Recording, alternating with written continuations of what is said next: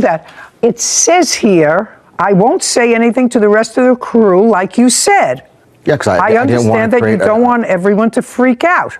I just find that troubling. In any event, it's just like yelling bomb in an airport. You know, that would create a bigger hysteria. Well, that's what COVID is. COVID is a bomb in an airport. We conveyed to everybody on the set what was going on. The reality is this young man was presented as an intern, never said paid internship. Once he got on the set, he tried to strong arm us, then demanded the money once he had all the information on the set. We didn't hire him. We didn't post a job for him. We made a job for him because a producer called me up. This is when nepotism goes bad. This kid couldn't even order pizza, Your Honor. He spent $300 at Domino's. Who spends $300 at Domino's? Mr. Vasquez, then you fire him. I should have fired him. Do you you understand? I should have fired him. Then your recourse is to fire him. And you're a little company that doesn't have an HR department. Say, you know what, what's your first name? Christian. Christian, you're a nice guy, but it's not working out here. We're going to pay you for 3 days because that's what you were here. Don't come back. I'm going to get somebody else. And we should have done that, Your Honor. But that's what you should have done. Yes. But that's not what you did. You continued to use whatever limited services he provided, even when he was home with COVID. Yes. Even when he went home with COVID, you continued to ask him to do things for your company and for the film, and that you can't do without compensating him. Caption coming up. You gave him a job, and if he didn't work out, say, what was the name of that woman from that show that says you're fired or something? The weakest link. Weakest link, that was the lady. She was terrific. Well, anyway, you say you're fired. That's easy.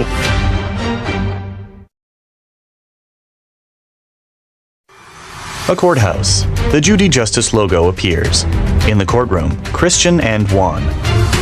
Christian Sanchez has accused his former employer, Juan Vasquez, of not paying him for 14 days of work.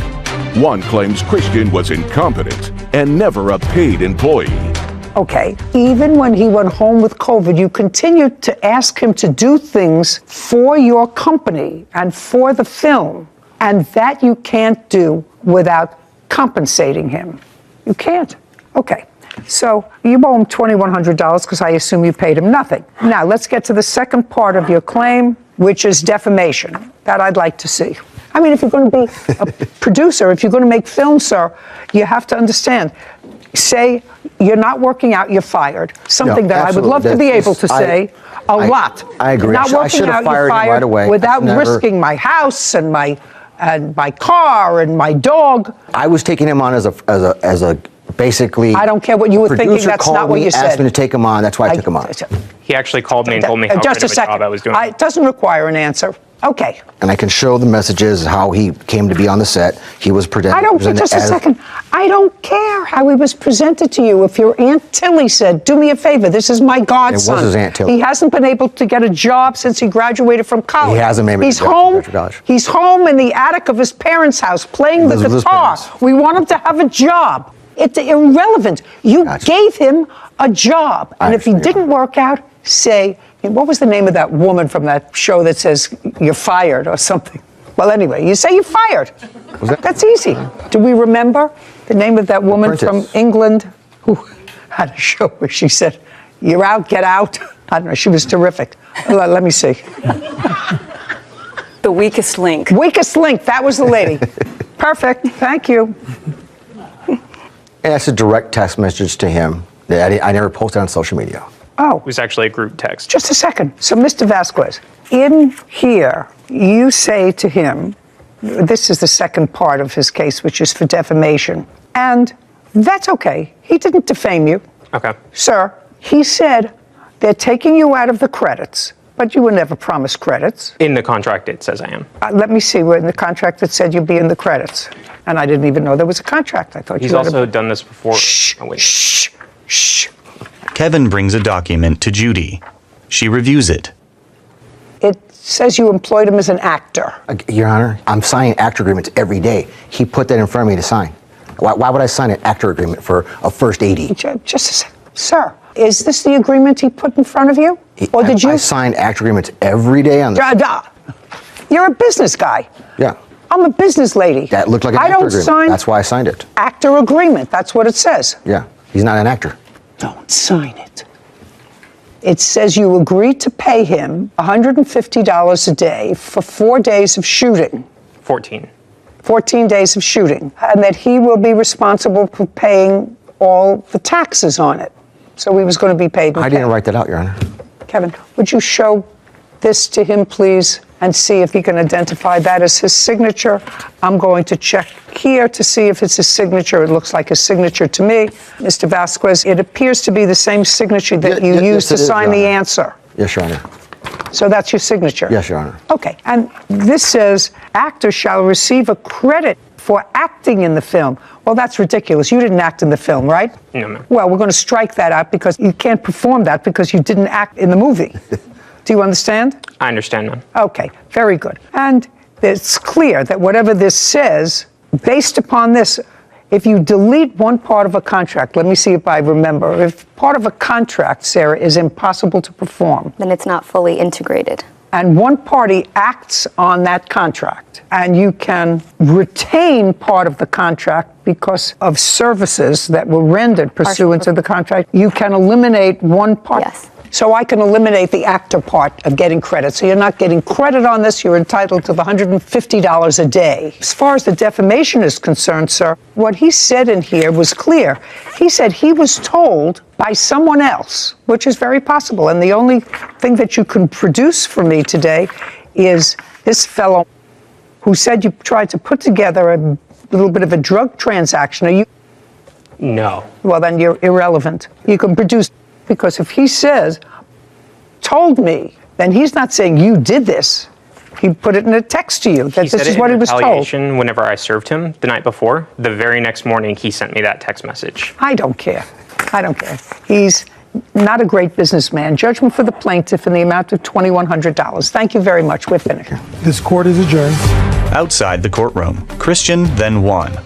I thought she was very fair. I'm really, really happy with how the judgment came out. He was an intern. Interns aren't paid. It never said paid internship. He tried to avoid signing a contract at first. The reality is, with a budget, we would love to pay the kid, but he cost us more money than he was actually worth. He lies constantly. Nothing's ever his fault. He always makes up a new scenario in which he's the victim. He couldn't even order pizza. I mean, who spends $300 at Domino's? Handed me the actor's agreement, told me to sign it. No more nepotism. If I don't know him, I haven't vetted him. I don't want them on the project. A little bit weird, but it had everything. And this kid is going to go be a cybersecurity guy. Always save your receipts, dude.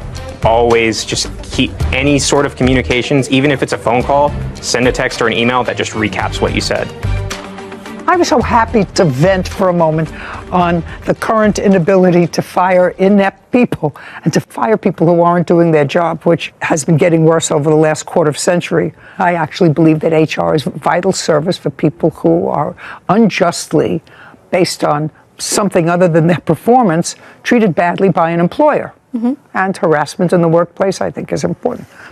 Anyway, I got that out of my system. The contract. Yeah, the contract. I think it was unenforceable to begin because I think the form was clearly erroneous. It wasn't the proper form. He wasn't an actor. Both of them knew he wasn't an actor. Right. However, it was signed by both parties, and there was substantial performance on behalf of the plaintiff by showing up to work every day, performing his duties under the contract. So as soon as he substantially performed the contract, the defendant can't then claim it's unenforceable. First of all, because he's not an actor. Exactly. Yeah, that's what I thought. Yeah, thank you. No problem. The Judy Justice logo appears. Want justice? Go to He sells reticulated pythons. I find them a little bit squirmy. What I want to see is when you purchase these two snakes. I don't have it, Your Honor. Well, get it. What do you mean you don't have it? I'm going to get this lovely thing out of the courtroom as quickly as I possibly can.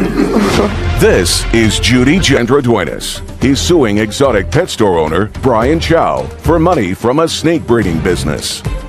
Court come to order. All rise. Have a seat, everyone. Kevin.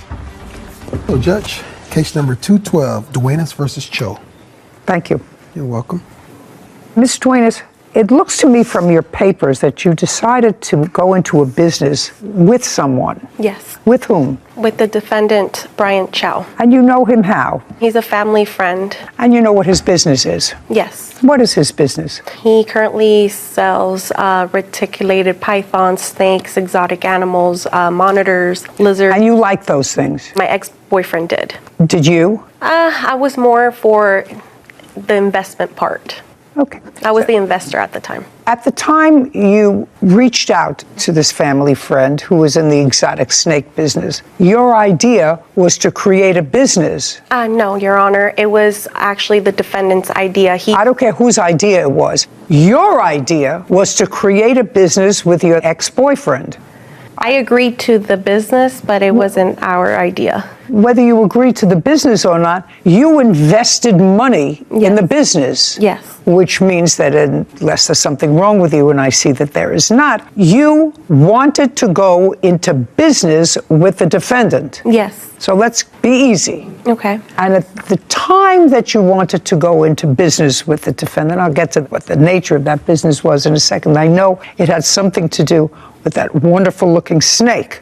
You had a boyfriend. Yes. And the boyfriend liked snakes. Yes. And you went along with the ride. Yes. What month and year were you still with the boyfriend when you decided to go into the business, which you will explain to me? Back in November of 2019. So right before COVID. Yes. What was your boyfriend doing at the time? He was working at an airport. And he and Mr. Cho were friends? Yes. How long had you known him? 2-3 weeks, Your Honor. Where did you meet him? He came into my store and acquired I didn't ask you anything. That's how you met him? Yes. I'm going to get through this case and get this lovely thing out of the courtroom as quickly as I possibly can. Wow. Some people find them exotic and gorgeous. I find them a little bit squirmy. So in November 2019, boyfriend and you decided to go into the business. Explain the business that you invested in. I invested on 5 reticulated pythons, 1 male and 4 females. That was the original deal. And what were you going to do with them? Mr. Brian Chow was going to have it in his shop, and together we were going to breed them and make a profit out of them. So the intention was never for you to take these pythons to your residence? No. And you understood that? No.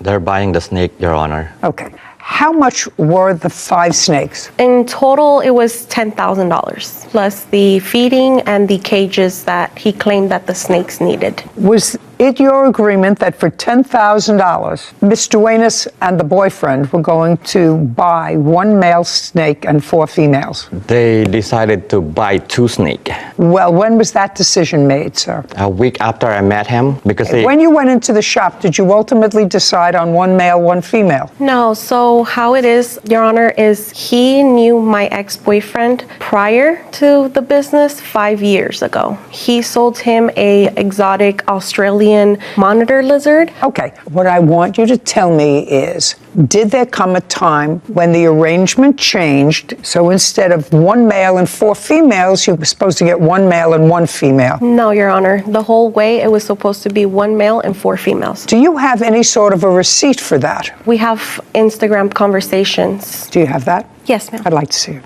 Okay. Cassandra hands a laptop to Kevin, who brings it to Judy. She reviews a message thread on the computer. Okay, right here. 1 male, 4 females. The guy's asking $15,000 for all, and then he says, I'll drop it to 12. Then somebody, I don't have 12 now. I just spent a lot on my monitor. Let's go the rest. Okay, so you say, I don't have that money now. He says, I'm getting 16 lace monitors. You remember that discussion? And then that's a big investment for me right now. I'm saving up to get a house, but I'm down to breed my monitor with any of your monitors. Keep going. So far, I don't have a contract. And then somebody says, no, you pay half and I pay half. Who wrote that? He did. No, you pay half and I pay half. Then you say 6,000. I'm short 6,000. I want to get them, but I'm low on cash till next month. And that's from you. That's from the reptile. I had to see it, Your Honor. Okay. If I invest half with you, what will be my return and in how long? Think about it. That's will be the baby's mix price. JTK Reptiles, that's you. Somebody's on their way. That's you and your boyfriend? Yes. We were on our way to give him the money. And how much money were you going to give him? We gave him the first time $6,000 and then $4,000, a total of $10,000. You received that. Yes, Your Honor. And what did you purchase with the $10,000? If you look at the message from there, what she showed you is they pay half of the 5 snake. Means they get 2 of the snake and I get 2 of the snake. They've been lying to you guys since day one. They want to purchase 2 snake. Then I told them, like, if you look at the message, I can use my male to breed it to your female. It's an investment for you guys, not for us. It's no us. It's not with them at all. Mr. Cho, were they supposed to take possession of the snakes? They're supposed to pick up the snake. That's why they come to the store with it. Which snakes were they supposed to take possession of? One right here and one out there. Is that a male or a female? This is the female. Has she had babies yet? No, I don't breed her because she don't belong to me. And how old is she? Right now, she should be about 6 years old, going 7. How long do they live? Over 30 to 40 years, depends on how you take care of them, like I take care of them. And there's another one outside the Yes. courtroom that's the same as this one, also a female? Yes. And you gave them the $10,000. He acknowledges the $10,000. So we have a verbal contract that you were going to pay for some snakes. He was going to order the snakes for you, which he did. And that was accomplished, and the payment for the snakes was done on what date, the first payment? Approximately in November of 2019. And when was the next $4,000 payment? The same month, I would say like a week. Good. And when did you order the snakes, Mr. Chow? Right after I get yeah, because I cannot just acquire the animal without the payment. Okay, so now you've got the payment and you order the animals. Yes. On what date do they arrive? 2 days after, their FedEx delivered to my shop. And when did you notify the plaintiff that they were there? The day that they came, I tell them the snake is So it was also in November, sometime in November. And when did they arrive? The snake arrived? No. The plaintiff and the boyfriend. They arrived a week after I notify the boyfriend. Okay. Now, Ms. Duenas, a week later you went to the shop. And what happened when you went to the shop? Now he's got $10,000 and he's got 2 snakes. I just want to clarify, Your Honor, that we even gave him money for the tanks because here in the conversations it says that he can't continue having them in tubs. So he needs us to give him money to invest to buy the tanks to house the snakes. So our original plan was for him to keep the snakes because he has the shop. We at the time lived in an apartment. He was well aware of this, that we couldn't have big snakes in our apartment. He says no, you say yes. I'm not sure how I can resolve that. I'm trying to simplify this contract. Cassandra nods. Caption coming up. And you said you recorded all this? Yes. I'd like to see it. Video footage. I told you, don't play with my money. What are you doing? What do you mean? He owes me money. I don't care. Get out, get out, get out, get out, get out. Judy's eyes widen. Cassandra's eyes fill with tears. A courthouse. The Judy Justice logo appears. In the courtroom, Cassandra and Brian. Cassandra Duenas claims exotic pet store owner Brian Chow owes her money for a snake breeding business. Brian says Cassandra changed her mind about the business after he purchased the snakes. Okay, part of the contract was fulfilled because you paid him. Then he ordered the snakes. The second part was fulfilled. I want you to tell me what happened when you went to see the snakes. You say to see them. He says to pick them up a week later. So when we went to the shop, Who went? Who went? My ex-boyfriend and I. What led us to there is because after he obtained the snakes, he was not reaching out back to us. He was just a week later. Yes. You went to the shop. He notified you that the snakes were there. There's no question about that. Now, you went to the shop for what purpose? Because he switched it and then he said it was 2 snakes when originally the plan was 1 male and 4 females. That 1 male was going to breed with the 4. So right out the back, he lied to us what our agreement was here, that he clearly texted us and said 4 males and 1 female. So it was 5 snakes. So we went to the shop. But there was a problem there with pricing in the Instagram messages, a suggestion, because some of the texts were unavailable. He said originally they were $15,000. And then there was some discussion of $12,000. And then there was some discussion of $6,000. He says he'll pay half and you pay half. And there, I can imagine that there was some sort of an agreement for you to keep the snakes if you were going to pay half. No.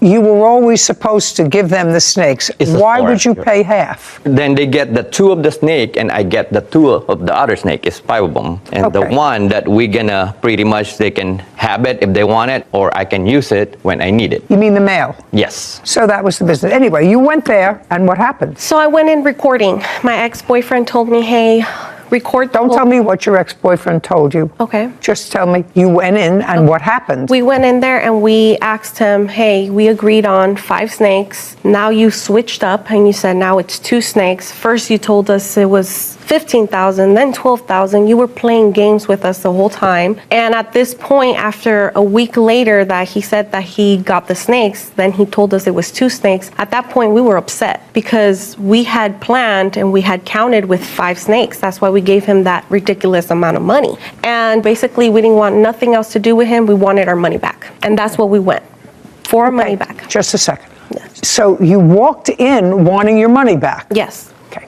Do you have any text messages, Instagram messages, suggesting that before you got there, you had said to him, we changed our mind, we don't want to be in business with you, we want our money back? No. Nothing? No. He wasn't reaching out, sorry, Your Honor, he wasn't reaching out to us. He was sending him video calls, he was calling him through text message, my ex-boyfriend. I don't care. You paid the money, he got snakes. The question is, you think there's supposed to be more than 2? He says 2. More were more money. So the ultimate agreement was for 2. So what happened when you went there? You're there with your boyfriend. Yes. And you say, I want my money back. And he says, I don't have the money here. I have 2 snakes here. Are you telling me that he didn't call you and say your snakes are in? Is that what you're suggesting? Do you have an invoice for these snakes, Mr. Chow? Yes, Your Honor. I'd like to see the invoice for the snakes. Brian hands a document to Kevin, who brings it to Judy. By the way, your boyfriend has other of these exotic creatures, is that right? To the people that I get them. What kind of exotic creatures does he have? One that he sold him, an Australian water monitor from the Philippines. And? He has 2 rhino iguanas, a pair. He has a, I don't know the name, but it changes colors. Judy reviews the document. Mr. Chow? Yes. This is a wire transfer May 24th, 2018. And the date of this wire transfer is August of 2018. And those are for the lace monitor Are these lace monitors? Yes. Sorry, Your Honor, these are not lace monitors. These are reticulated pythons. These are not monitors. Monitors are lizards. These are snakes. Lace monitor bell face. Yes, Your Honor. Well, that's not that. No, Your Honor. Well, these are useless. Yes, but that's connected to the rest of what they did. What does it have to do with these 2 snakes? What I want to see is when you purchased these 2 snakes. Yeah, I don't have it, Your Honor. Well, get it. What do you mean you don't have it? I left it at home. I'm so sorry. Well, what'd you bring these for? Those are the time that they both got arrested when they went to my shop. Yeah, but you now have those back, right? Yes. You have those back. So if you had to take documents, why didn't you take the documents for the snakes in question? The lace monitor lizards aren't in question. You have them back. They may have taken them. They were arrested and you finally got them back. So I don't understand that. I just mistaken grabbed the wrong paper. Well, Mr. Chow, do you deal with these people regularly, that you buy snakes from them regularly? Not really. It depends on the size of the animal and depends what kind of animal. Well, you have the date of purchase someplace, Mr. Chow, and I don't want you to waste my time. Yeah, I'm so sorry. That's why I just said I don't have it, Your Honor. Did they purchase that kind of snake? Yes, Your Honor. Is that correct? It was 5 snakes, Your Honor. Don't give me 5. That type of snake. Oh, yes, the reticulated python, yes. And the one that's outside is the same, correct? Yes. And you did not purchase baby snakes. No. You wanted full-grown snakes because they were a business. You wanted them able to be... Breeding. Okay. Should have brought the paperwork. And you went in there that day in November because you had changed your mind. Yes, and on top... Yes. Because you had changed your mind. Yes. That's the answer. You had changed your mind. You can give me a whole bunch of excuses, and you told him you changed your mind, you want your money back. And he said no, because I ordered the snakes and I got them in, and they're yours. Contract is completed. I'm merely holding your property. And then there was a kerfuffle. And tell me about the kerfuffle. The issue was that it was going back to what I was saying is then we asked him as well, can we have like receipt? How much did you really pay for them? No, that's not your business. That's not your business, how much you really paid for them. He made a deal, you paid him. If he got them for $2,000 and you paid him $10,000, that's nothing. The kerfuffle, let's draw this down to its most simple English.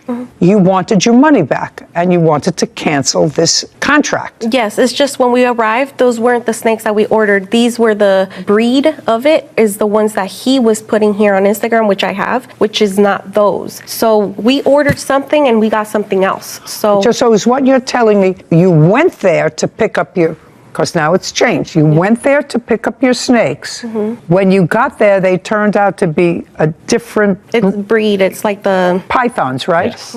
They're pythons, but it was a different kind of python. Now you're telling me because it was a different python, you wanted your money back. Yes, because it wasn't what we paid for. It's like we paid for a Ferrari and we got a Toyota, basically. It's basically You know nothing about pythons, so you're taking your cues from your boyfriend because that's his strong suit.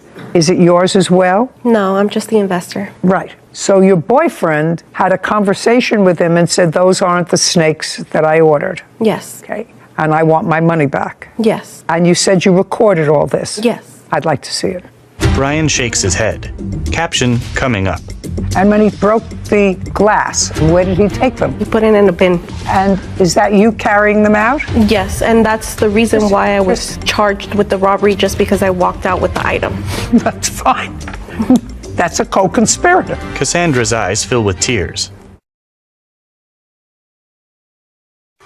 A courthouse. The Judy Justice logo appears. In the courtroom, Cassandra and Brian. Cassandra Duenas is accusing exotic pet store owner Brian Chow of wrongfully keeping money for a snake breeding business. Brian says he fulfilled their agreement and claims Cassandra stole property from his store. And you said you recorded all this? Yes. I'd like to see it. Okay. You just press play. Which one? Oh, right here. And then you press that. This one? Yes. Kevin brings a laptop to Judy. Okay. Ready? Subtitles. So you guys want to do the money then? Yeah. The 10,180 in total, and then money on top of that for lending me the money and everything. I didn't see that coming. Yeah, because we didn't see this coming. You just kept on giving us a runaround and a runaround. Oh, no, what? About the mail. Remember that? No, that's why I'm waiting for the mail to be delivered. I don't have the mail. Yeah, but remember you had told us that the guy had it because he had to leave and he had to cut out because he has surgery and all that stuff. Yeah. We gave you the money right there and then. You don't understand what mission we had to go I didn't know. I don't mind getting you guys your money back, but I don't have cash right now. You guys caught me by surprise.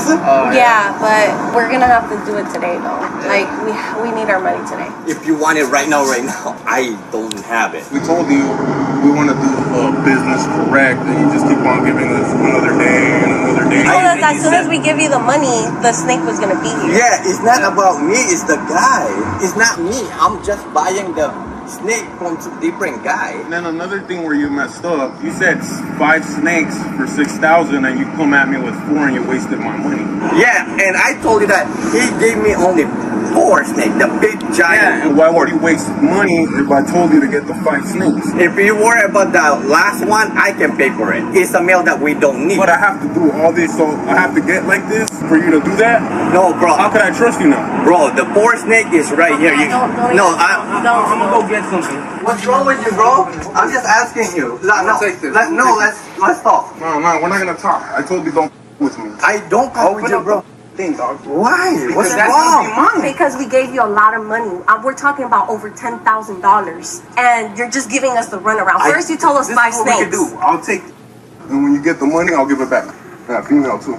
Oh, No. Oh no? Alright, well. Come on, bro. You're looking at a 15 grand. I told you don't play with me. I don't play with You you. don't even have the money right Open them now. up, man. I got the half of the money. Open them up. I'm trying to talk to you, bro. No, there's no more talking because we gave you the money right here and then. That's unprofessional. You're trying to scam us, and you don't do that to people like I that. didn't. How did I scam They don't open it up before I open it. You're telling me that you don't have the money. I have half of the money because I'm waiting for the snake. Bro, if you guys gonna get arrested. If you get There's snake. no arresting.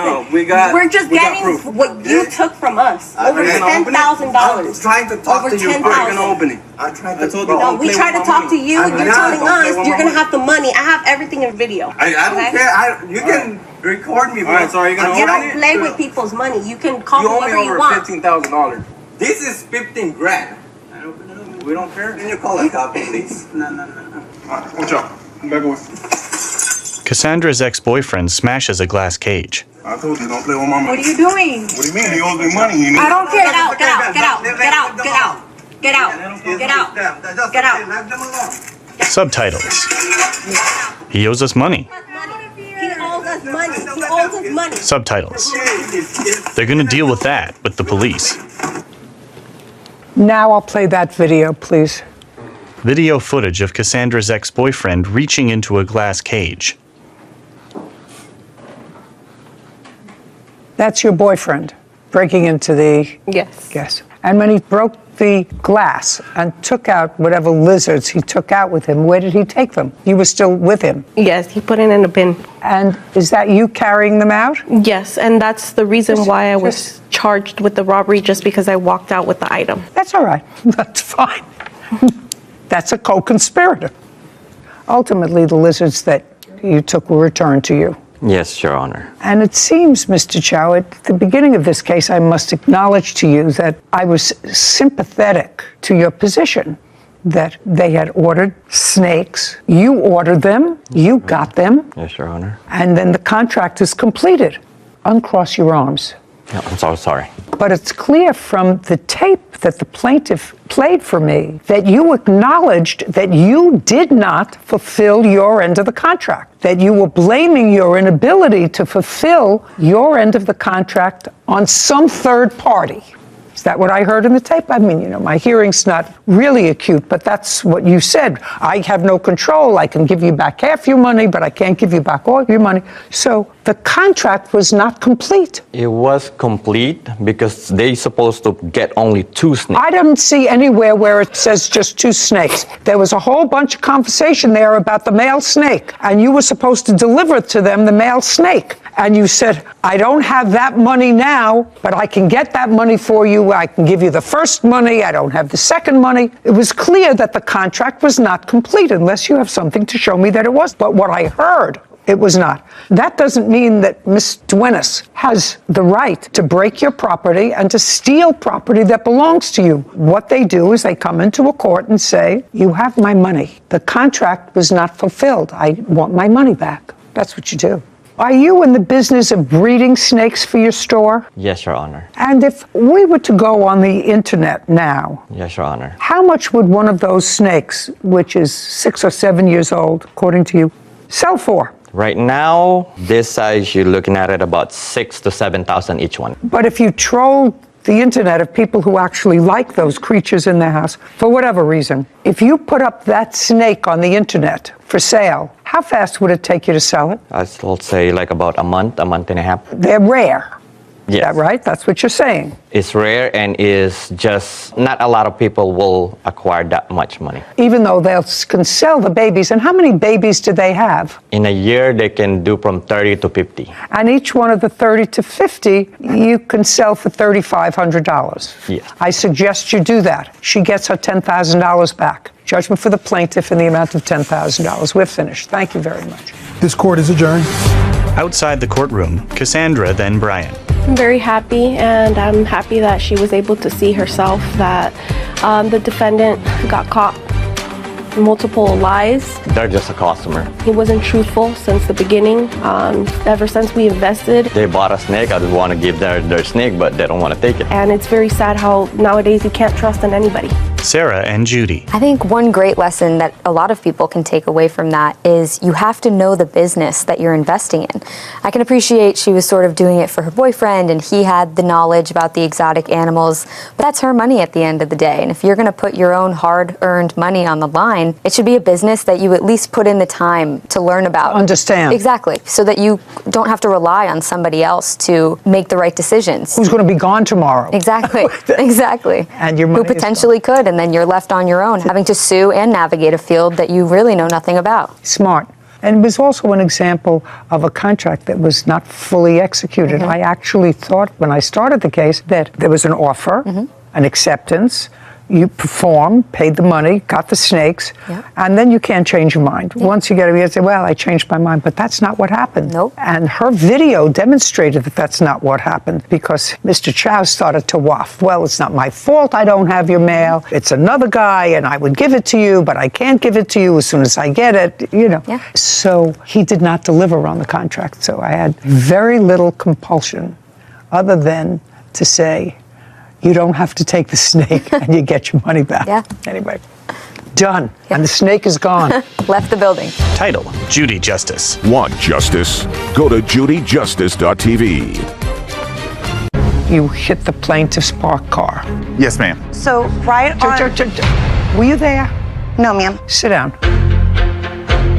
You were approaching an intersection. I passed this vehicle and Everything you weren't there.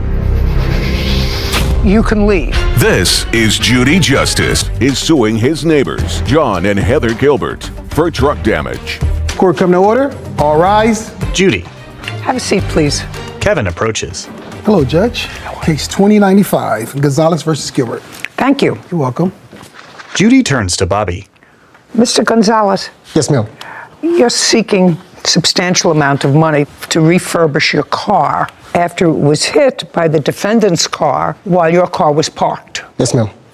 The defendants are seeking the same amount of money because they say that despite the fact that one of them did in fact hit your parked car, it was your fault. That's your defense. Yes, ma'am. Okay, who was driving? I was driving. Okay. Mr. Gilbert, on what date did this incident happen? February 3rd, What time? about 5:30 in the morning. Who was in the car with you? Nobody. I was by myself. I was going to pick up my son You were going to pick up your son from where? from his mother's house to take him to school. And where does he go to school that he has to be there at 5:30 in the morning? He doesn't have to be there at 5:30. I have to leave at 5:30 to get him there by 7. Do you take him to school every day? No. What was different about February 3rd? His mother, stepfather, and the rest of their family was out of town. They had asked me to take him to school that day. Just for that one day? Yep. Yep is not an answer. Oh, yes, ma'am. Yes, Yes, is an ma'am. answer. Okay, so it's about 5:30 in the morning, and I left my house. It was Look at me. raining. It was cold. It's pretty much the same route I take every day, not at that same time. I was approaching a stop sign at an intersection by the plaintiff's house, and I seen, I guess, either a reflection or what I thought were lights headed in my direction. So I swerved. And okay, you're still traveling, so you're moving. Does somebody have a diagram of where this happened? There it is. Okay. You were approaching a stop sign. yeah, I was approaching an intersection. So right on. Were you there? No, ma'am. Sit down. Yes, ma'am. Heather sits. You were approaching an intersection. Yeah. It's a two-way road. Yeah. And it looks to me from that, is that an accurate representation? Yeah, except for there was another vehicle on the other side of the road. Okay, but it looks to me that you're traveling sort of in the middle of the road. Yeah, it floods. Okay, and a car is coming from something. You're not sure what. Yeah, I wasn't sure what it You was. were not sure what. And I swerved. I you just got over to the proper side of the road. And your car swerved, and when your car swerved, it hit that blue car that's sitting there. That's the plaintiff's car that was sitting in front of his house. Mm-hmm. Is not an Yes, ma'am. answer. Yes. Okay. Now, do you want to tell me what you did next?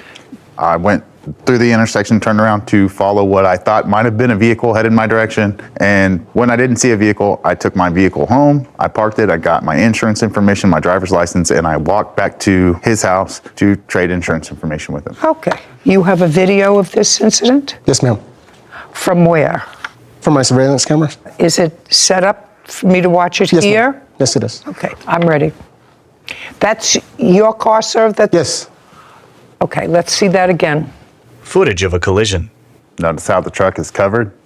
Okay, so you hit the plaintiff's car hard enough to push it up on the curb. Speed limit is 30 miles an hour. I've just asked you a question. Yes, ma'am. It looks as if you hit it hard enough to push it up on the curb. Yes, I did. But you told me a moment ago, Mr. Gilbert, and you just piped in that the speed limit there is 30 miles an hour. You said you were slowing down for a stop sign. I said I was approaching a stop sign. Well, when you're approaching a stop sign, you don't approach a stop sign at 30 miles an hour, especially if it's in a neighborhood that you've been in. But according to you, you drive that neighborhood regularly. Yep. However, not at that time. That's what you said. Yes, ma'am. So if you are approaching a stop sign, when I approach a stop sign, and if I know there's a stop sign there, I start applying my brakes a little bit before. Now, I do drive with some people who sort of like to play chicky with a stop sign, you know. Maybe the stop sign is going to move. Maybe it's going to become a welcome mat. So they wait until they get right up to it and put their brakes on. But that's not what you told me you did. No, ma'am. Okay. So now I'm going to say, if you were going very slowly, sir, approaching a stop sign, you wouldn't have hit his car with such force that you push him up on the curb. Okay. Your defense is to this action, as I said, that he was parked and he had this car that was covered and it was parked facing the wrong direction, which is totally irrelevant as to was facing the wrong according to direction. Texas state It law. was on. It's covered over, so you don't know which direction it was facing, and certainly the light wasn't on it. If you're I've passed this. I didn't ask you for anything. You weren't there. Yes, ma'am. You weren't there. Yes, ma'am, but She lives in the neighborhood. She drives by it every day. For Just a 30 second. years. What do I need that for? I have a video. Okay. I have a Did video. you see the stop sign in the video? No. You have no idea how close I was. You just told me you were approaching a stop sign. Yeah, Would there you is read a that stop back to sign. me? There is a stop sign. Would you read that back to me? I was approaching a stop sign. Does he say I slowed down? I was approaching a stop sign. I don't remember. It's about. I didn't say. I did not now say. you can leave. I did not say I was slowing down. Now you can leave. Heather leaves. I did not say I was slowing down. I said I was approaching a stop sign. Okay, that's what I thought. But that's why we have Whitney. Let's see, he says he was approaching a stop sign at an intersection by the plaintiff's house, and I can see either a reflection or what I see lights headed in my direction, so I swerve. Now I would like to see that video again one more time. I would like to see if I see something coming towards you. Actually, I don't see another vehicle coming towards you. Is that a truck parked there? It's a food truck behind it. It's like catty corner to his vehicle. There's a food trailer there that had all of the light, right. A food truck on the other side of the street. Yes, ma'am. A food truck that you could see, but that's parked. Well, I assume since there was no actual lights coming, I assume maybe that's what light reflected off of. You don't assume anything. All you know is you saw something that made you swerve. Yes, ma'am. Whether it was there or not there. So am I getting the fact that your total defense is based on the fact that his car shouldn't have been parked there? Yes, ma'am. Or covered. Yeah, well, but that's a finable offense, Mr. Gilbert. That's a finable offense. If it doesn't cause an accident. No, I don't think it caused the accident. You caused the accident. How did You I cause caused the accident. This is an inert object. According to my HOA guidelines, that vehicle is supposed to be in his garage. According to Texas state law, it's not supposed to be on the road. And I'm going to tell you, I absolutely agree with you that that's a finable offense if his car is parked.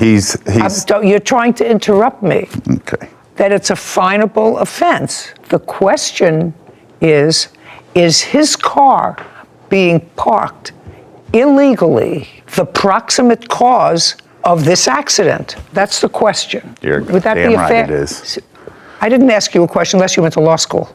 Huh? No, unless you went to law school. Am I in the realm? You're closer than that, was Palsgraf versus Long Island Railroad. His car may have been parked in the wrong spot. Yeah. If you had somebody that left a baby carriage with a baby on the street, which is certainly against the law and would be a neglectful act on the part of the parent, and if you happen to swerve up to avoid something and hit that baby carriage, you can't say that baby carriage is the cause of the accident. No, you're the cause of the accident. No, the owner of the baby carriage is. No, you are. No, they are. So How am what? I responsible for their baby carriage? Because your car is moving, sir, and if you're approaching a stop sign, you're not supposed If to the be going. vehicle wasn't covered, you just a could see second. the reflectors that are on it. That's what they're there for. Reflectors on what? Reflectors on the truck that's covered. They have headlights, turn signals, everything that's reflective that you could see. There was no reflectors or signals for me to see to know it was there. You would have hit it whether it was covered or not. Horse. Very good. May I please see the... That's horse. I wouldn't have hit it could I seen it. Kevin, I want to see what he's got as far as work for the car. Kevin retrieves a document from Bobby, then brings it to Judy. Okay, so this is clearly a project car, sir. Yes, ma'am. Yeah, it's people. It don't run. Get him out of here. Let's go. He's done. Swear. He's done. Okay. Thank you, Lord. Kevin escorts John out. Oh, that makes my life so much easier. Bobby grins. And later today. You know, you wanted to go. There was no reason why you couldn't. That's why you drive a motorcycle, because you can get into tight places and you can go. But you look like an intelligent young woman. Thank you, Your Honor. Don't take chances. That was a chance. It could have been a lot worse. A woman nods. A courthouse. The Judy Justice logo appears. In the courtroom, Bobby.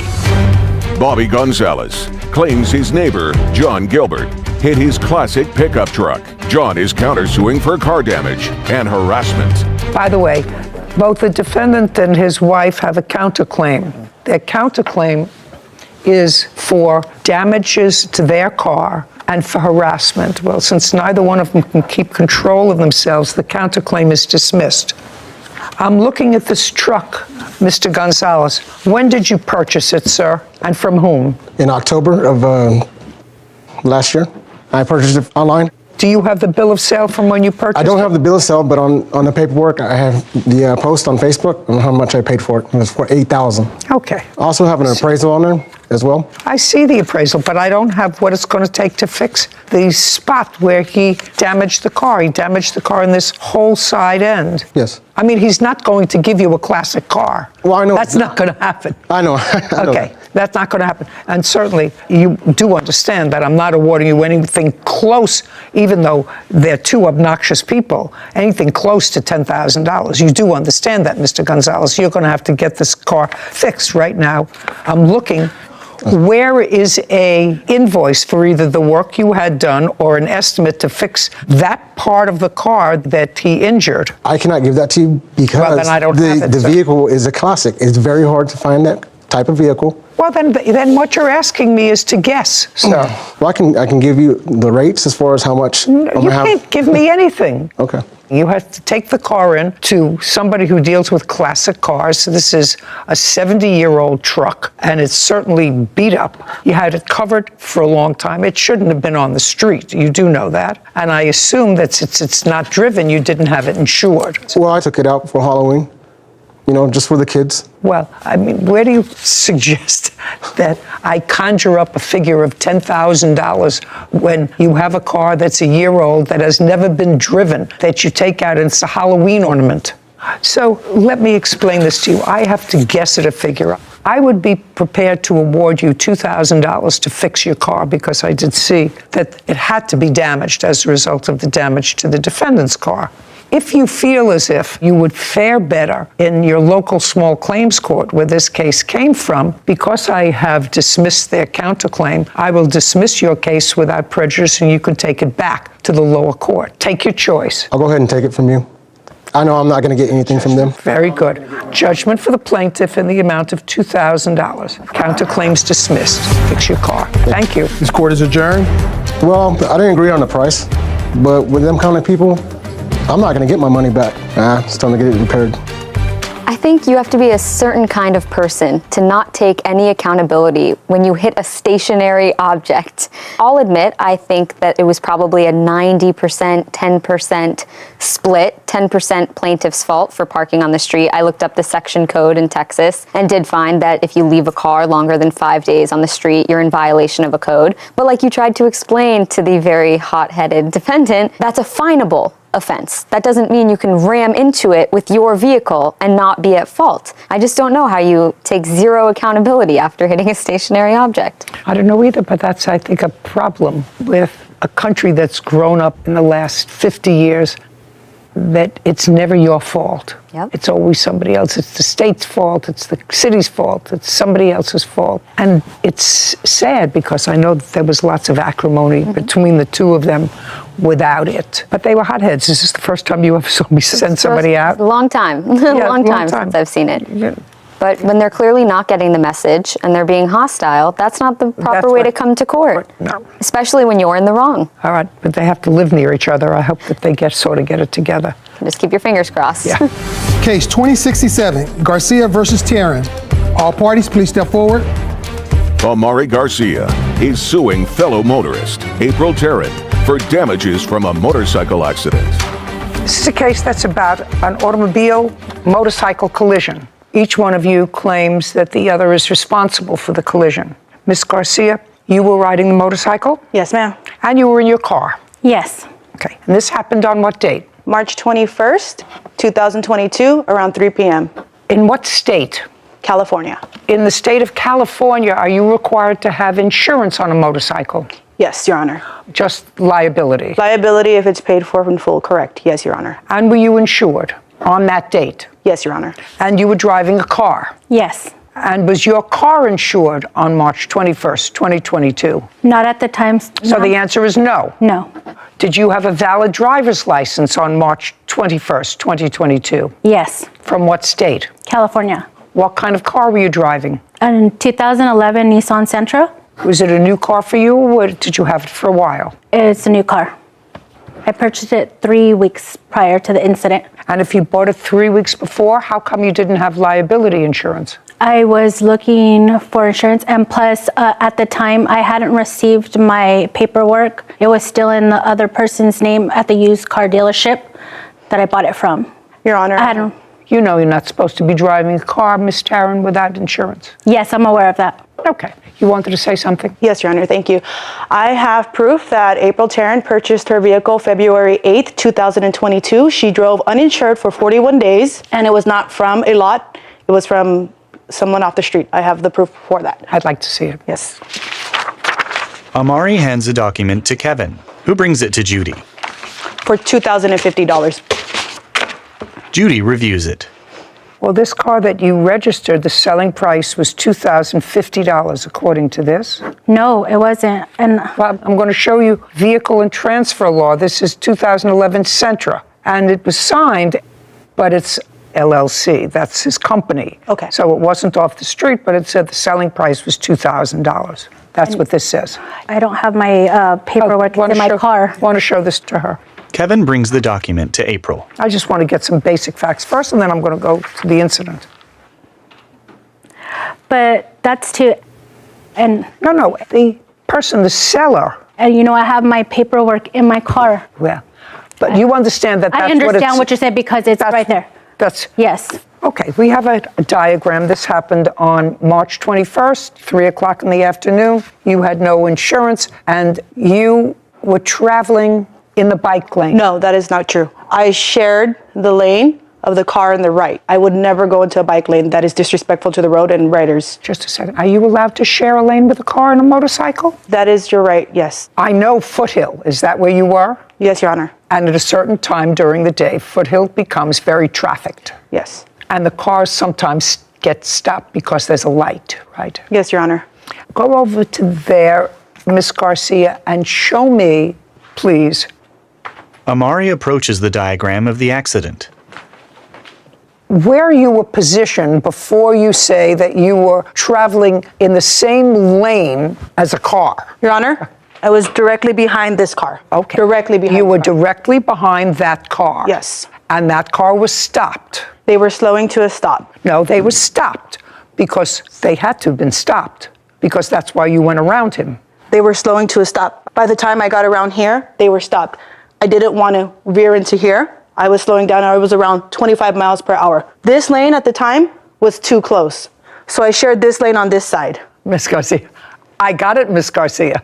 you want me to appreciate the fact that you wanted to get around the stopped car and you wanted to continue to go straight, correct? You weren't turning. You wanted to go straight. I was going straight, correct. And so you want me to picture in this tiny mind of mine that instead of going into a perfectly clear bike lane, you inched your way at 25 miles an hour in the same lane as a stopped car. Yes.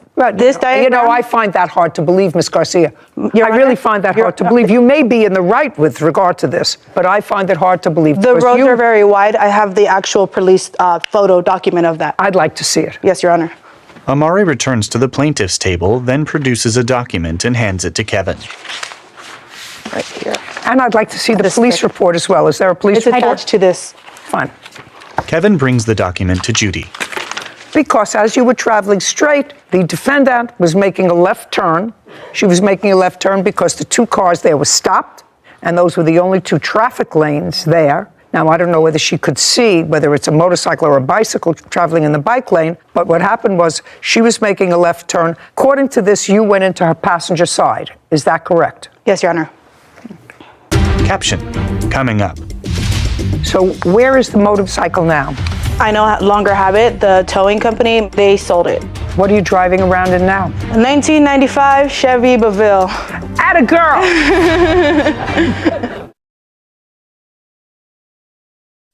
A courthouse. The Judy Justice logo appears. In the courtroom, Amari and April. Amari Garcia is accusing fellow motorist April Taryn of damaging her motorcycle. April claims Amari was illegally driving in the bike lane. Judy reviews a document. Who was in the car with you, Miss Taryn? My son and his girlfriend. One of them had an injury. Yes. My son's girlfriend, she was in the driver's passenger side. And while I was turning into the lane, I just felt a crash and saw glass going into my car, and then she was cut. Okay, and you had an injury to your knee? Yes, I have several injuries. And I have photos as well. You understand, Miss Taryn, that the police interviewed witnesses. The witnesses were in the stopped cars. Yes. And at the end of all of their interviewing process, they determined that you were the cause of the collision. That's what it says. And I don't... It says that you caused the collision by violating Vehicle and Traffic Law 218001, failure to yield when making a left turn. I determined the cause based upon the parties involved and the physical evidence. That's what the police determined. Okay, well, then that's an easy based upon the police report, because each of you are going to tell two different stories about what happened that day. Police were there, they looked at the physical evidence, they looked at the injuries, they looked at the damage to the roadway, they interviewed independent witnesses, and that was their determination. I understand, Judge, but the police report had some inconsistencies where, like, she was driving in the bicycle lane, which is against the law. And what I was doing, I was making the left turn, as you know. And these two front cars, which one of them was a witness. Yes, that car paused to let you make a left turn. Yes, both lanes. And I was... No, you said both lanes. Both lanes paused. Well, that's what you say. Yes. That's what you say. That's not what this says. See, but they both did. And as I was... But I'm just telling you. No, I know. And Yeah, that's why I'm just telling you. That's not what this is. That's what you say. There was nothing that prevented those two cars from going. Exactly. There wasn't a traffic light. There wasn't a stoplight at that spot. Yes. And there was heavy traffic. Yes. So it's your responsibility to make sure if you're making a left turn that you have to yield to all oncoming traffic. And so the fact that you didn't see her is really not relevant. And as long as you understand that this police report supports Ms. Garcia's claim that you caused this accident by making a left turn when you shouldn't have been making a left turn, that's what this says. And that, you know, at the end of the day, it's an accident. That's why it's not called an on purpose. It's called an accident. Neither one of you anticipated it. As far as I'm concerned, Ms. Garcia, you're entitled to be compensated, but I'm going to suggest this to you. If I'm driving a motorcycle, which I would never do, just for me, I think it's wacky. I think there are enough crazy people driving around that I like about 2,000 pounds of steel around me, so that if somebody who is not paying attention and there's an accident, I like to be safe. My first car when I was 17, all my friends were getting these cute little cars, that were convertibles, and my father bought me a 15-year-old blue and white Cadillac sedan. It was so embarrassing to drive around in that car. It was a boat. Oh, come on. Everybody else is getting these cute little Corvettes, even if they're used ones. And my father, who loved me a lot, said to me, sweetheart, if you get into the accident, I want you to come out unscathed. And this ensures that you got a shot if you get into an accident. And I feel better. So I'm just telling you, if you're going to drive a motorcycle, don't take shortcuts. I know this place on Foothill, and I know what happened here.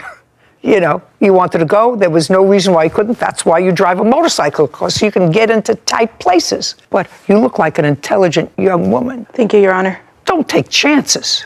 That was a chance. It could have been a lot worse. What was the damage to your motorcycle? I have pictures. Would you like to see them, Your Honor? I would. I did look it up. Lane splitting motorcycles is legal in California, based on the California Highway Patrol. Amari hands photos to Kevin, who brings them to Judy. She reviews them. Okay, no, I see the pictures. So where is the motorcycle now? I no longer have it. The towing company, they sold it. They sold it for $70 they claim, and I got hit with collections afterwards. I have the bill for that if you'd like to see that. How much did you pay for it? $6,407. Do you have the bill? Yes. I'd like to see it. For my motorcycle, what I paid for, correct? Yes, what you paid for it. Amari hands a document to Kevin, who brings it to Judy. She reviews it. What are you driving around in now? A 1995 Chevy Baville. Atta girl! Atta girl. Okay. I'm giving you the value of the motorcycle. Thank you, Your Honor. It's just $6,407. I'm not splitting whose fault this was, actually, but I'm not awarding you any punitive damages for her. She had injuries in her car. You were slightly injured, but both of you seem fine now. I don't think that you were careful enough when you were going straight and around that car that was stopped. But the defendant didn't have insurance, and she was cited by the police for violation of a traffic law. So I'm giving you the cost of your motorcycle. Thank you, Your Honor. Judgment for the plaintiff. This court is adjourned. So I actually ended up, after the car had made impact with me, the bike went that way. I went up into the air. It was really frightening. I hit the ground. I hit on my elbow. I've never experienced that before. I was really scared. I thought, like, oh, this is it. My legs are out. And like I said, I was being cautious, and thankfully I wasn't. But it ended up in that kind of situation. Definitely more safely as far as better gear, and like she said, don't take a shortcut or anything of that sort. Sarah.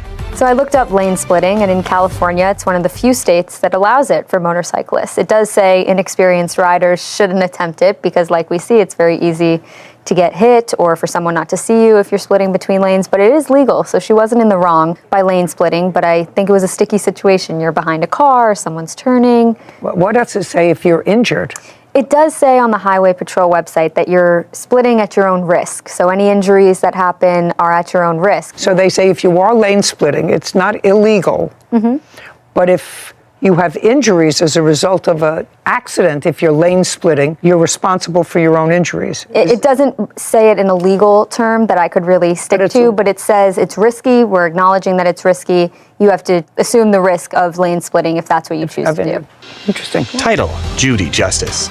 Want justice? Go to judyjustice.tv. Your mother passed away. Yes, ma'am. She agreed to pay everything. I said, I'll loan you the money. Sorry. She contacted me. That is not why I contacted him. Sorry. Now you're getting cute with me. Sorry. This is Judy Justice. Spencer is suing her cousin, Chris Jennings, for a loan to cover funeral costs. Court come to order. All rise. Have a seat, please. Kevin approaches the bench. Hello, Judge. Case number 2009, Jenny Spencer versus Jenny. Thank you. You're welcome. Miss Spencer, are you related to Mr. Jennings? I am. How? He's my cousin. How? On our dad's side. So his father and my father. That's how we're related. How were they related? So his dad and my father are pretty close in age, but they are cousins themselves. But my dad is pretty young, so they're close. My dad and his father are close in age, so they were more like brothers. I still don't understand. My father and his father were first cousins, but I was raised by my grandparents, so that's why we're close. Okay, so your fathers were first cousins? Yes. Okay. Your mother passed away. Yes, ma'am. When?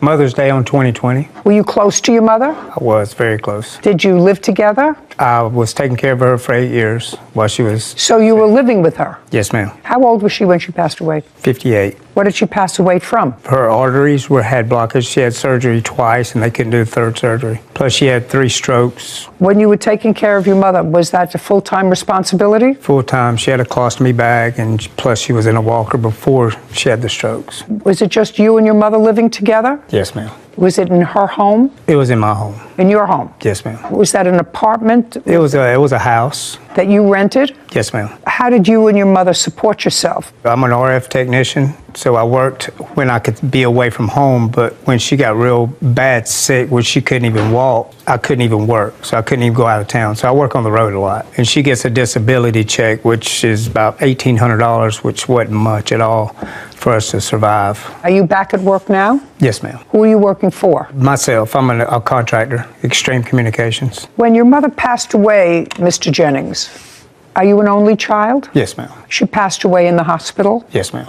At that time, you didn't have money for her funeral arrangements. No, ma'am. And you didn't have the funds to even take her body out of the hospital. No, ma'am. So what did you do? Well, I thought I had insurance settlement, and I was going to take care of that, because she did have 2 burial plots. But when we went to... Who's we? Me and Angela. Who is Angela? She's my fiance. But when we went up there we've got 2 burial plots. When we went there to turn those in mortuary, they added on $10,000 or $15,000 to actually bury her, and I was unable to do that because her insurance had lapsed 2 or 3 months. You know. So you didn't have money to take care of your mother's funeral expenses? I did not. Do you want to tell me how the plaintiff got involved with that? I told Tracy exactly what. Yes. At some point, your mother passed away on Mother's Day in 2020. Yes, ma'am. Did you contact Miss Spencer, or did she contact you? She contacted me. When? During the process of me suffering because I didn't have the cash to front my mother's funeral. Well, you know, it's hard for me to ask the question, how did she know about that? But yes, ma'am. Were there other relatives? I was posting things on Facebook. Okay. So what did you post on Facebook? That I was trying to do a GoFundMe to help with my mother's funeral. And how much after she died did you post something on Facebook? Nothing much, not at all. A day, 2 days? About 3 or 4 days after. Did you see that? Is that why you contacted him? That is not why I contacted him. Okay, so why don't you tell me why? That's not what you said in your papers, so I'm curious. Why did you contact him? As he said, his mother had been sick for quite some time, so her death wasn't completely unexpected. We had been following her progression on Facebook, and Chris is correct. He had been taking care of his mother. They were very close. But when the family saw on Facebook that she had passed, nothing got posted about funeral arrangements. And some of the members of my family who were not on Facebook contacted me and said, "Don't tell me what they said to you." Sorry. So you were contacted by members of your family? Correct, that are not on Facebook, asking about care. Don't tell me what they asked. I'm sorry. As a result of those conversations, did you contact him? Eventually. I did not contact him immediately because I just didn't feel like it was the right time. I knew. When? Was it in June? So it was right after her passing. I contacted his stepbrother and stepsister first because when I had not seen anything for 3 days about funeral arrangements, rather than calling Chris, who I knew would have his hands full handling matters, I actually contacted his stepbrother and stepsister, and I said, "Do you know anything about funeral arrangements?" Nobody did. And so they didn't know anything, and I suggested that I reach out to Chris. I said, "Well, I hate to do that. This is a really bad time," but I did it anyway. And so I called Chris and I said, "Chris, I'm sorry to bother you. I know you're going through a lot, but some people are asking me about about your mother's arrangements and I don't know what to tell them. It's been several days. Have you picked out a mortuary? And he started crying immediately, understandably so. He said, Tracy, I'll be honest with you, I don't even have the money to get her out of the hospital. He said, it's going to cost $500 to get her out. I said, okay. And I believed without a shadow of a doubt that he truly didn't have the money because they had a very tight relationship. So there was no question in my mind if he had the $500 to get her out, he would have. I said, Chris, it's okay. I'll loan you the money. I'll call the hospital. I'll take care of it. Just calm down. And so we hung up. I called the hospital and I told them, I said, I'm not next of kin, but I'm going to take care of this matter on behalf of my cousin. So here's my credit card for $500. And the morgue told me that I couldn't pay $500, that was only their portion of having her body released from the morgue, that they could only send her body to a funeral home. They have to send it someplace. If they're releasing it, they have to send it someplace. Correct. They said that she had been there for so long that she needed to go within the next day because they can only stay there for 5 days. And got it. Sorry. Okay. So they said she needs to go now. And if you don't come get her or have a funeral home come get her, we're going to have to send her to Spartanburg County and they're going to be in charge of her remains. And the next of kin is at risk of being arrested for abandonment. And so I freaked out. I called Chris back. I said, Chris, I said, it's not $500. I said, they're not going to let us get her, and do you know you're close to being arrested? And No. you know, I felt really bad about that. Where do you live? Spartanburg, South Carolina. Just take a look and see if you can find out next of kin responsibility. I'm surprised that you were given that information from the hospital, That was but I may be from the wrong. morgue. Yes. So I called Chris and I said, the morgue is not going to let us get her body without a funeral home. Do you have a funeral home picked out? And I think at that time he said he didn't. And so he made some phone calls, Chris did, and then he called me back and he said, I found a mortuary. And so the mortuary that he selected was the one that ended up taking care of her remains. And so instead of me loaning him $500 to get her released from the hospital, I ended up getting stuck with $1,500 because I had to pay the mortuary. Okay, he found a mortuary. Yes, ma'am. When you called the mortuary, did they tell you what it would cost? I didn't call the mortuary to find out anything about that. She did. And she agreed to pay everything. No, just a second. I'm not getting there. Yes, ma'am. I'm not there yet. Yes, ma'am. So the question is, did you call the mortuary? I called them to see if they could take care of my mother. That's what I asked you. I said, did you call the mortuary? Yes, ma'am. And after you spoke to the mortuary, you called the plaintiff back. Sure did. Okay. When you called the mortuary and she had already told you it would be $500 to get your mother's remains from the morgue, but then you had to take her remains someplace. You couldn't take them in your car. Right. They had to go someplace. Yes, ma'am. And common sense would suggest that you would ask what their cost was, what their fee was.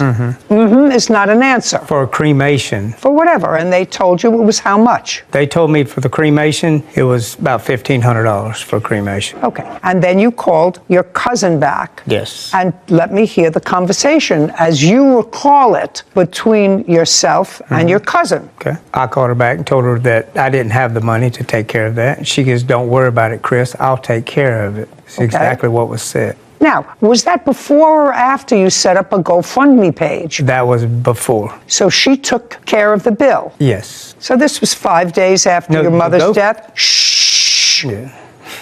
You said it was after.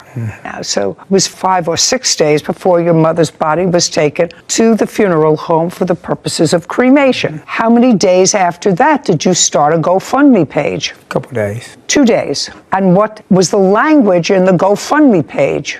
To help take care of my mother's funeral. Well, and shh, Mr. Jennings, if what you just said to me previously was, read back to me, Whitney, what Mr. Jennings said about the conversation that he had with her. It started with, don't worry about it.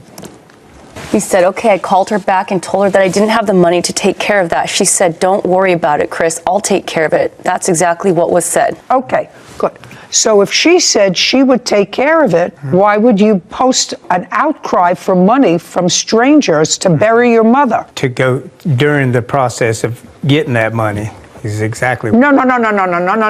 Let's follow what you said, Mr. Jennings. What you told me was that you had the conversation, she took care of the bill. 2 or 3 days later, you started a GoFundMe page for your mother's funeral expenses. Is that not what he said? Yes. If it was a gift to you, I'm not understanding why you would start a GoFundMe page. It's because it wasn't taken care of within 2 or 3 days, ma'am. What do you mean it wasn't taken care of? She didn't pay the bill within 2 or 3 days is the thing. That's the reason I did that. Well, they wouldn't release the body unless they got paid with a credit card. I understand that, but I was trying just to a second. backup. A backup for what? Just in case you didn't fall through. Mr. Jennings, now you're getting cute with me. No, ma'am. Now you're getting cute with me. And later today, He said to you, I need to borrow $2,300. And you said to him, why can't you ask anybody else? And he said to you, his girlfriend's father, if he were to ask him, he would pry and find out that he was addicted to cocaine. A courthouse. The Judy Justice logo appears. In the courtroom, Tracy and Chris. Tracy Jennings Spencer says her cousin, Chris Jennings, owes for a loan to cover his mother's funeral costs. Chris claims it was a gift. Now, the plaintiff had to give the hospital her credit card. Is that correct? Yes, ma'am. So before they released the body, which they had to do within a day, they had her credit card. And it wasn't until after that that you started a GoFundMe page. Okay. And don't raise your hand. And how much money did you receive from this GoFundMe page? Like $200. Okay. And you received $200 within what period of time? Within probably 3 weeks. How much of that $200 did you give to Miss Spencer? 0. And your total cost was $1,500. Is that correct? Judgment for the plaintiff in the amount of $1,500. This court is adjourned. Tracy, then Chris.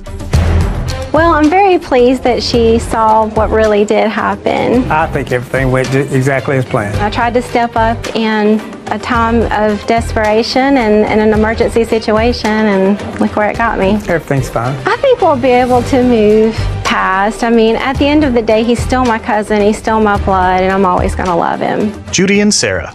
I actually didn't need the answer to that question that I threw out at you with regard to whether a child is responsible for the remains of their parent, because it was just clear, you know, when you get them to do a timeline for you. A lot of stuff unravels. It all unraveled because what was the reason for starting a GoFundMe page if, as he alleged in his answer, she volunteered to pay for the funeral, unless he felt an obligation? Now, the obligation had to be as a result of that conversation that he would start a GoFundMe page. Anyway, unfortunate that she seemed like a very nice lady, very responsible, and she was very caring towards him. Yes. Shouldn't have ended up here. Case number 2010, Hickman versus Vensloff. All parties, please step forward. Vanessa Hickman is suing her trainer, Dylan Vensloff, for an unpaid loan.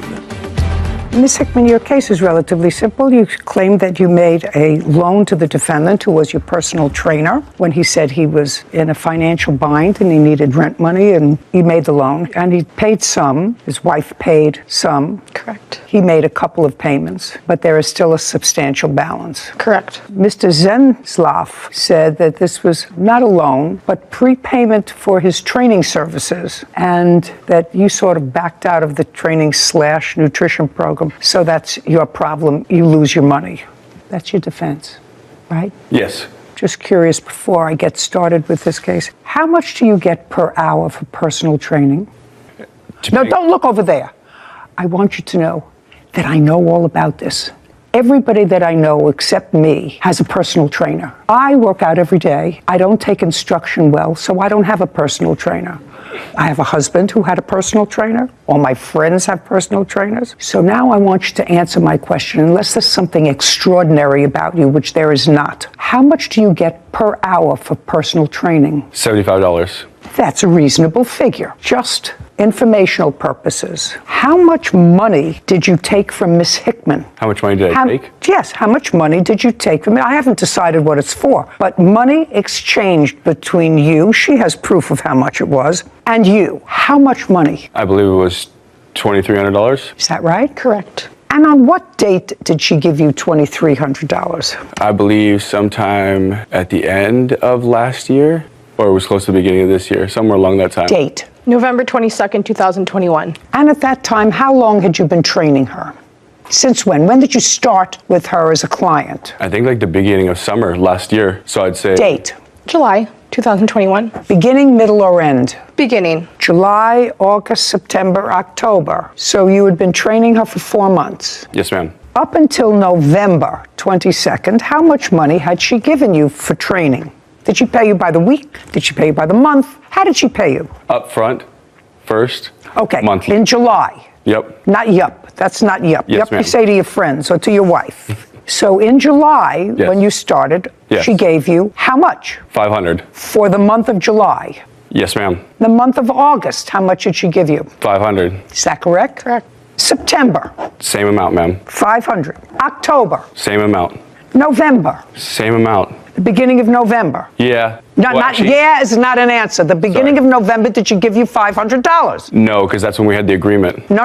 Don't give me agreement nonsense. The beginning of July, she gave you $500. Yep. Beginning of August, Yep. she gave you $500. Beginning of September, Yes. she gave you $500. The beginning of October, she gave you $500. How much did she give you in the beginning of November? This $2,300 was not paid until November 22nd. How much did she give you the beginning of November? Then it must have been $500. Is that correct?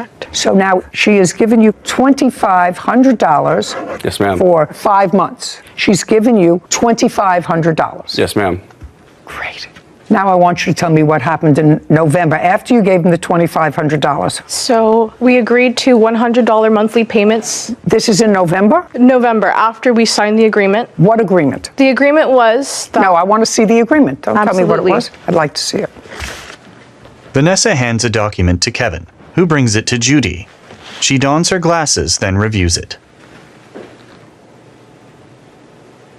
Who wrote this? I did. Well, I don't actually understand it. It says, I, Mr. Venzloff, hereby accept $2,300 from my client, Vanessa Hickman, in trade and paid in advance for training. This will cover meal plans, planned workouts, in-person training, check-ins, and virtual check-ins from November 22nd, 2021 to May 15th, or 1 month of training and payment plans of no less than $100 a month starting 12/22/21. I agree to pay back the full amount in 12 months. I actually don't understand what that means, because you agreed to pay back the full amount in 12 months by paying her no less than $100 a month starting December 2021. First part says you're accepting this $2,300 from your client in trade and paid in advance for training, but that you will pay her $100 a month and be finished paying her in 12 months by 11/22/2022. Okay. So you wrote this up. Yes. I don't understand it because it doesn't make sense. Of course. So there had to be a reason why you picked this $2,300. He's been training you July, August, September, October, and November. You paid him $500 each month, or about $120 a week. And all of a sudden there's a $2,300. What, is there something that I said funny? Dylan's wife's eyes widen.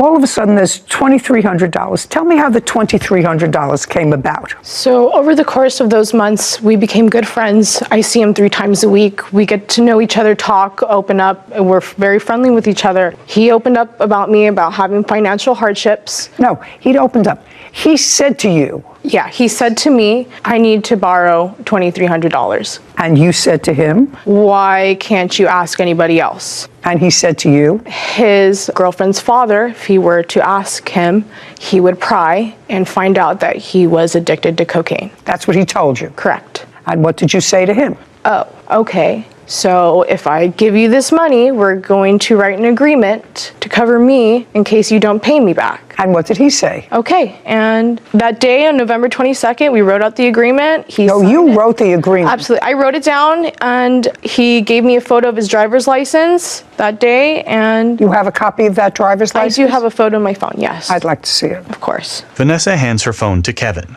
who brings it to Judy. So you were working, and he was working. He was making money. So if you're the wife, you say, what do you mean? We need money for rent. I'm working. You're working. What's it all about? Did you know he had a drug problem?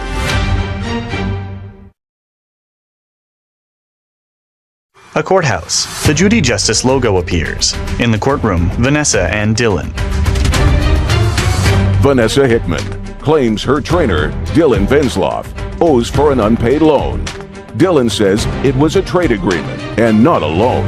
Okay. Mr. Venzloff, understanding what I said to you before, that everybody that I know has a trainer. Everybody, except me. Nobody that I know has the driver's license of their trainer. Nobody. And I'm very old. Now, can you give me a logical reason why the plaintiff would have a copy of your driver's license in her phone? To make sure that the trade agreement stays. What's the trade agreement? The trade agreement was that she was going to give me the money, and I was going to... Just a second. Let's go back for a second. Yeah, no problem. So what she says in part was accurate. Is that what you're telling me? In part. That you became friends, you would talk to her, you had a girlfriend, you knew he had a girlfriend? Correct. You asked her for money? Yes, ma'am. Different amount of money because you were in financial difficulty? Yes, ma'am. And that she asked you, why couldn't you ask your girlfriend's father? Because she evidently knew that based upon the fact that you were friends, that you're the wife, girlfriend, whatever, your father has money? Yes. Okay. Why couldn't you ask the girlfriend's father? Right? Yes. She asked you that question? Yes. And did you say to her, because I didn't want him to pry? Yes. Because I have a cocaine habit? Yes, ma'am. Okay. And so she gave you the $2,300? Yep. Not yup. Yes, ma'am. Sorry. Perfect. And that was on the 22nd of November of last year. After she gave you that money, and you were supposed to, according to this agreement, make $100 a month payments to her. That would took... That's what it says. Yeah, if I was unavailable. No, it doesn't say. There's nothing here that says unavailable. Well, it's actually... There's nothing. That's why I don't understand this agreement. Yeah. You see, not yet. That's why I don't understand this agreement, because one talks about training and workouts, and one talks about you agreeing to pay her back within 12 months at no less than $100 a month. So it doesn't make any sense. So now I have to figure out what it was that really happened. Do you understand? Yes, ma'am. Okay. So this paper says something about $100 a month. Now, did you ever give her $100 a month? Yes, for a month. In what months did you give her $100 a month? I think it was the first 3 months. And you gave it to her how? Via Venmo. Did he give you the first 3 months? He gave me the last 2 months, and his wife paid me the first month. That would be you? Yes. Stand up, please. Dylan's wife rises. Tell me your last name. Venzloff. When did you find out that your husband had taken money from the plaintiff? When she had sent me a message on Instagram asking for me to send her money that he was late on a payment. And that was in what month? I believe mid-January she messaged me. January of 2022? Correct. And up until that time, your husband had not told you that he took money from the plaintiff?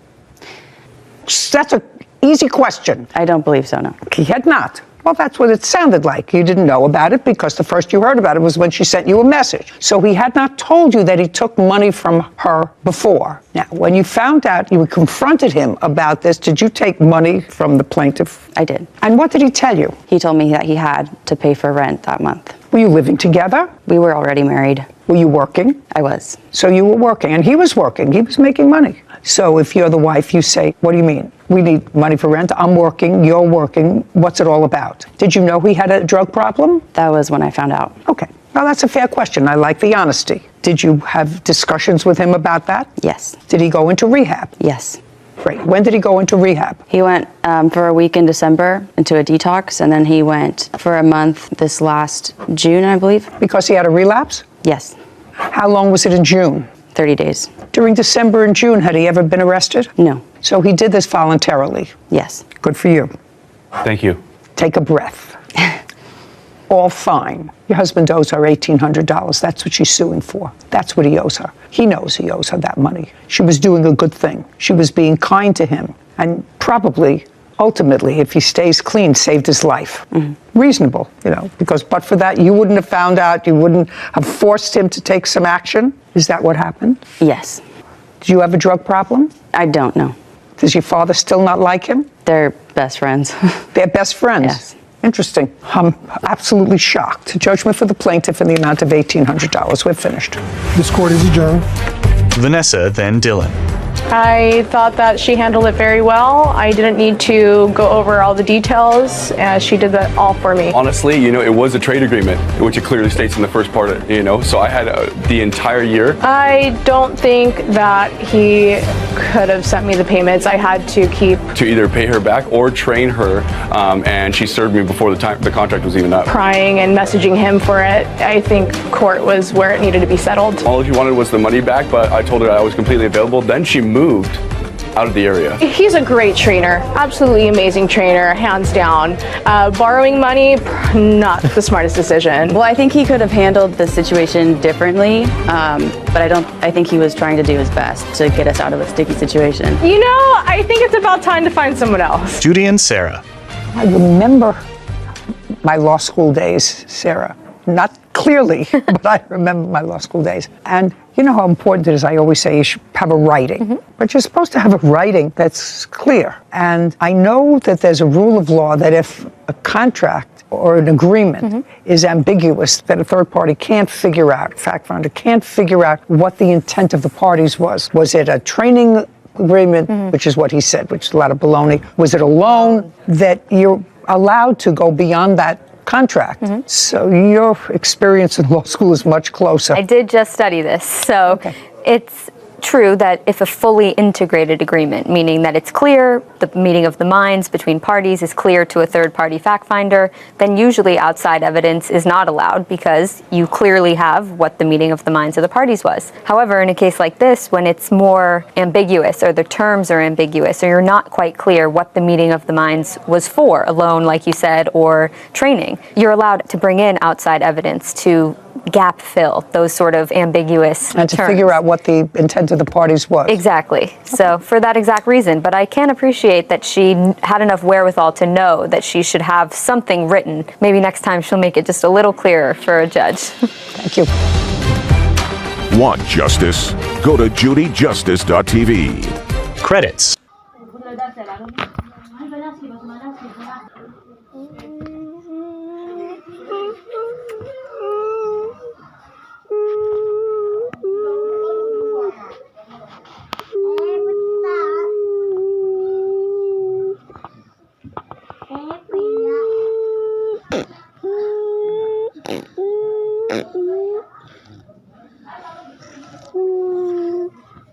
Tapi terlupa.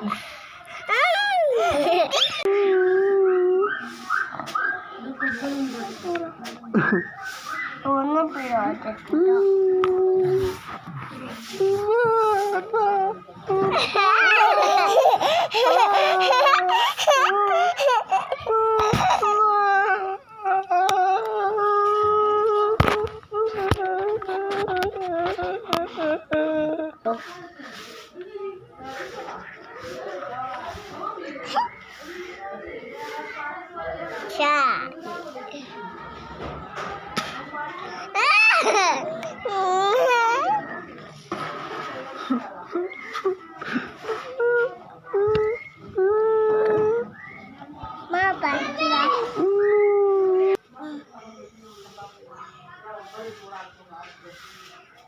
Ala video kita le video itu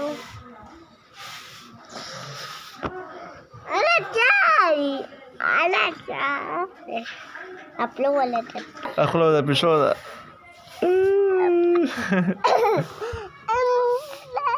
خواستم پیشون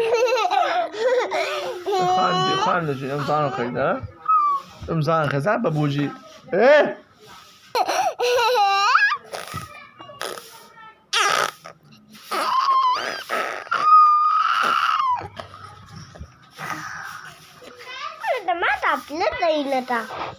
دا وستانه ده دا پیشو ده دا غاخونه دی خپل دی غاخونه وای یار بال پیشو راوړلې څنګه غاخونه خپل دی بار دی دغه راوړلې منځ نه راوړلې چامې ساجه بس وروتلی څه پیړو غره وره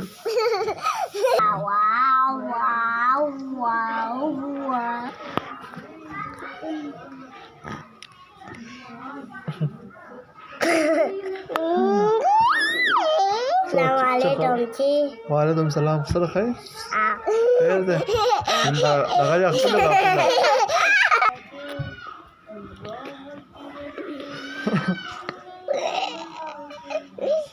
استوار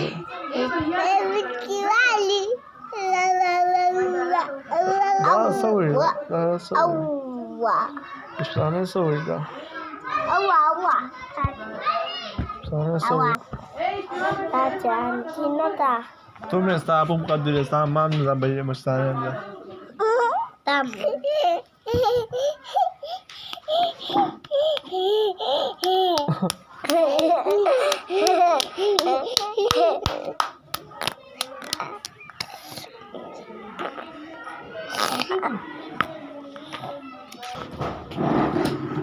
alat laten te alat laten te kadu Tatu tu, wati tap, tuyo.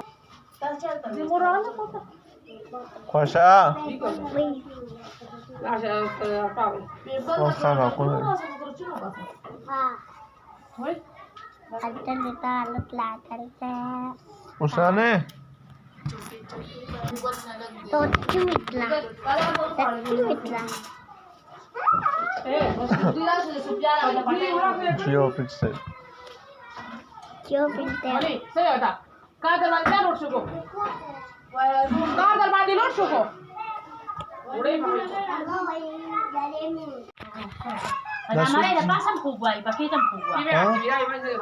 Da se vê onde? Deixa caralho. Da sulte.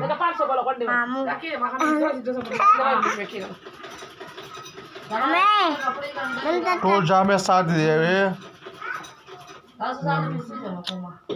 पता नहीं इससे बोले Sasa shede. Kisata walina ze.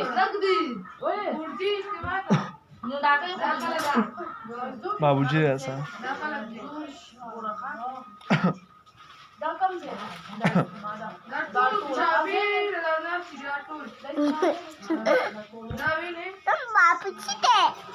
तो ये ना बाबूजी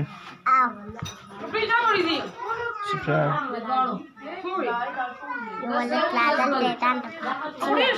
Tahu. Ana, tadi warware udah kasih ya pisau. Wah. Ini api tadi ui. Benda gua tak kau ini ada masalah. Kau kuliah kalau saya mau sekali. Awalnya kan dia ni. Sebab tadi bola. Kau ni mau ini juga. Bagai gari. ₹100. Aida. Jangan lupa makan buah. Tadi tahu Sudah siapa sih? Gua tiba-tiba sih. Liga tuh pas kita sana kan. Dah mati. Ustane आज video बस है अब दाम वाला? जियो जियो फिर से Abu dah laran kan? Abu dah laran kan? Oh, ini kan deh.